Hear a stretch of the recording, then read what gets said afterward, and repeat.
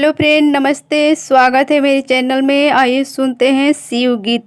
देवघरवा से शिव जी कहाँ गोइले, देवघरवा से शिव जी कहाँ गोइले। बाग में खोजली बगीचा में खोजनी, बाग में खोजनी बगीचा में खोजनी। शिव जी बेल के पतैया में लुका गइले, शिव जी बेल के पतैया में लुका गइले।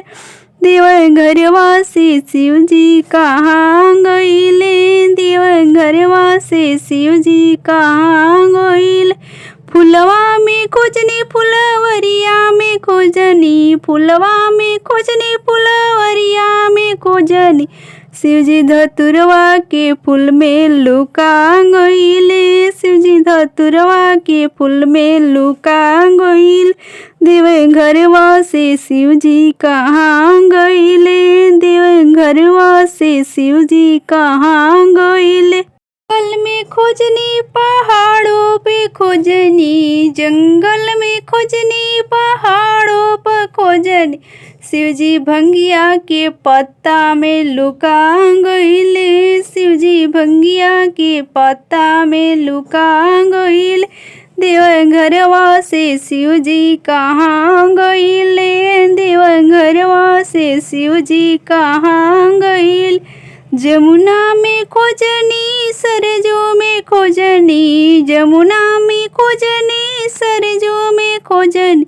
शिव जी गंगा के जल में लुका गइले, शिव जी गंगा के जल में लुका गइले। देवघरवा से शिव जी कहाँ गइले, देवघरवा से शिव जी कहाँ गइले। गोकुल में खोजनी मथुरा में खोजनी, गोकुल में खोजनी मथुरा में खोजनी। शिव जी काशी में जाके लुका गइले, शिव जी काशी में जाके लुका गइले। देवघरवा से शिव जी कहाँ गइले, देवघरवा से शिव जी कहाँ गइले।